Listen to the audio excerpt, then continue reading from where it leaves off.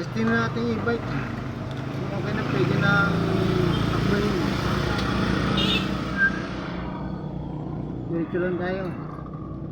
Tignan natin yun, test drive tayo, test drive. Test drive guys. Nakita natin kung walang problema na ang inyong baterya. Let's go guys.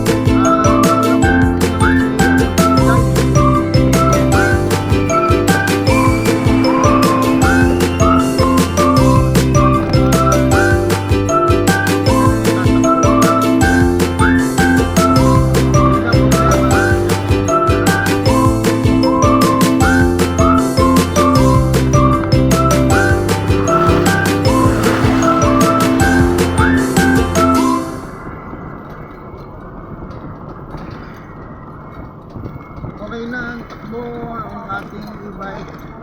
Okay na ang baterya, goods. Hindi pa sira ang ating baterya. Power switch lang sira. Kaya happy ako, happy. Hindi magaganto sa akin. Number 2 pa, parang mabilis. Bumilis na. Bumilis na. Bumilis ang takbo.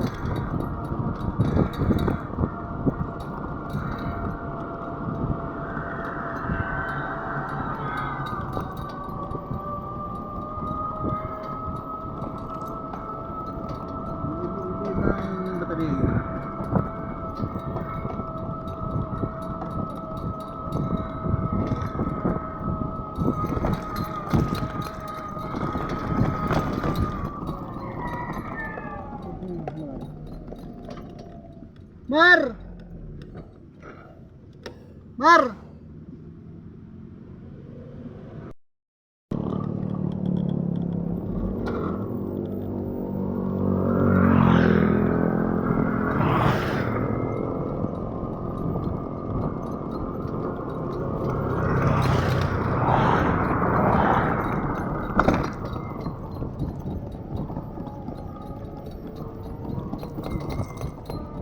Ayan, mamaya na ulit tayo guys, mamaya na ulit tayong susunod natin yung vlog. Yun guys, nakarating na tayo sa bahay at okay ang ating e-bike at napunta na Talipapa at nakabili tayo na konting pangulam guys.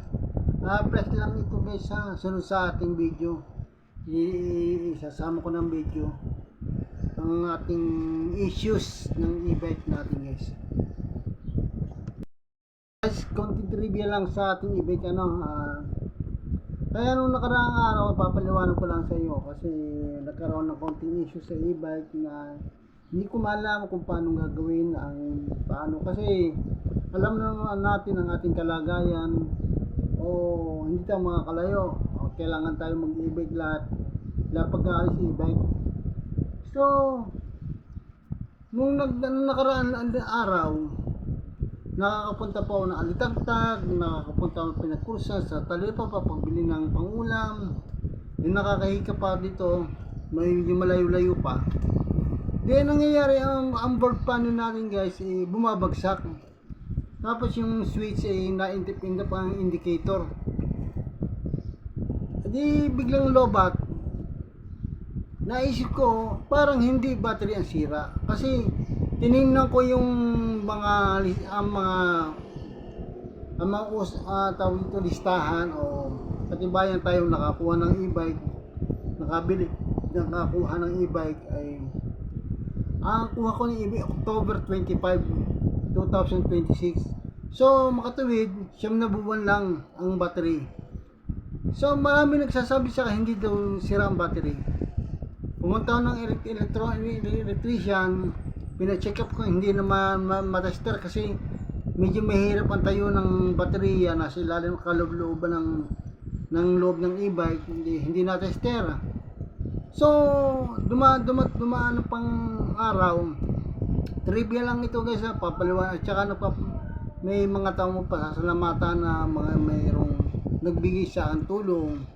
Talagang hiningi ako ng tulong kasi kailangan talagang ang e-bike, kailangan ko talagang e-bike. Sama mapunta, kasama ko yan. So matuloy tayo guys papaliwanag lang konti. Yung pagka-tester na pagkatingin ko pag subaybay sa e-bike, kasi syempre matagal ka na ako nagdadrive. Na-stroke nga lang ako kaya napatigil ang pagdadrive. Hindi ko maintindihan kung baterya o power switch ang yung susian ba. Susian, ito sira. Ito guys, ito misira yung susian ng yung power switch yung para makatakbo ang e-bike. Baka kasi sa board panel tumawag nagtanong na rin na humingi ng advice sa kinukunan ko na sa kasa sa Kalamba. Sabi sa sir, battery na po ang sira. So makatuwid, dalawang optional yan. Ginawa ko kahit wala akong pera.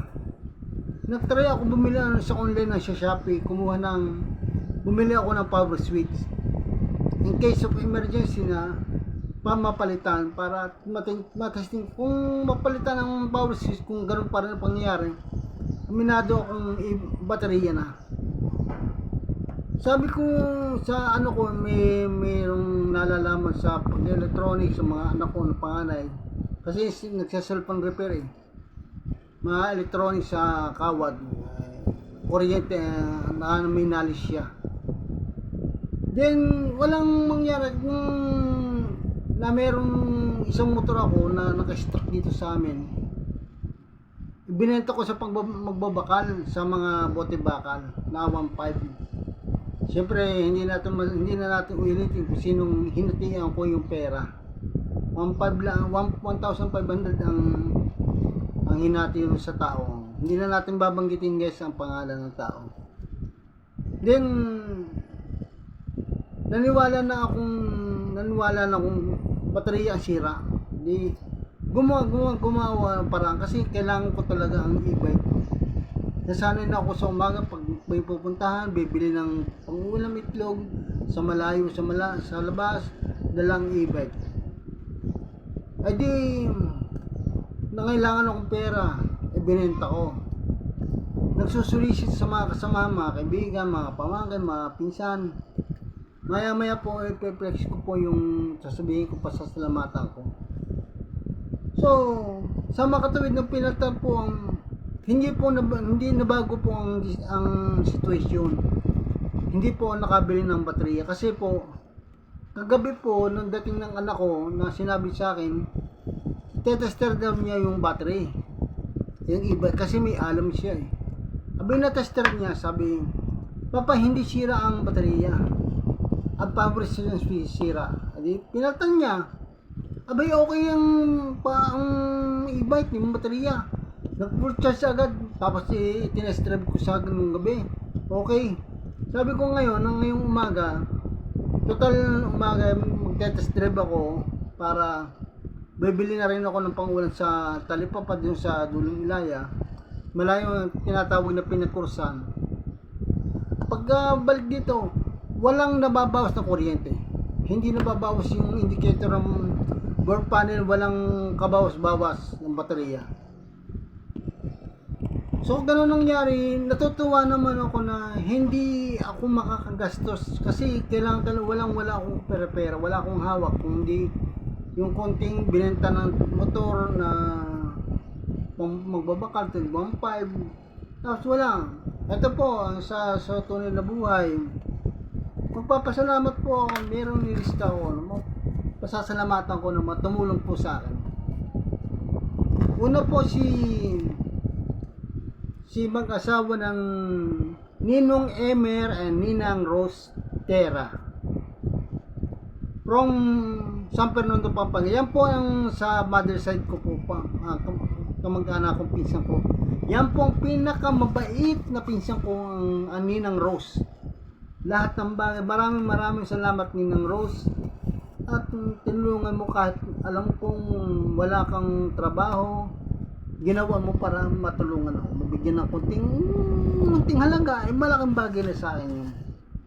At saka shoutout sa mga San Fernando, mga pinsanin ko dyan, si Kuya Umbay, si Kuya Alex, sabihin mo Kuya Alex, ingat ka po sa tuloy-tuloy mo lang journey, makabawi. Kasi si stroke patient po, stroke survivor si Kuya Alex eh. Paborito ko yung pinsan mga yan. Walang tulak kabigin sa mga pinsanin ko, napakababait, very close family. Kaya naisip ko isang pamilya ko ng mga yan. Sa hirap at ganaw nasama sa akin. So, pasasalamatan ko rin si Ma'am Shi Beauty Official. Ma'am Shi, ay nagkaroon ng technical problem. Ako po may kasalanan, no? Kasi hindi ko po naibigay sa inyong bagong Gcash, new Gcash ko po. Old Gcash po na sa inyo, 300, okay lang po. Wala po kayong pagkakamali dyan. Ako po may pagkakamali. Hindi ko po agad na-chat sa inyo na may bagong Gcash. At ngayon, nagpapasalamat ako sa Panginoon Diyos na hindi ako nangailangan talaga ng pera. Ako nagpapasalamat kasi pupunta ako sa susunod na linggo. I-attend ako ng El Shaddai sa bayan. Mag-a-attend ako ng El Shaddai sa simbahan. Magpapasalamat sa Panginoon Diyos na hindi ako napabayaan ang mga kasamahan ko dyan sa aming mga pinsanin, mga pamangkin, mga kapatid. Maraming salamat po sa inyo lahat. At hindi ko na pong pahabaan ang ating sasabihin. Nagpapasalamat po sa inyong mga tumulong. Maraming salamat sa inyo po, God bless po. Maraming salamat po. Bye-bye.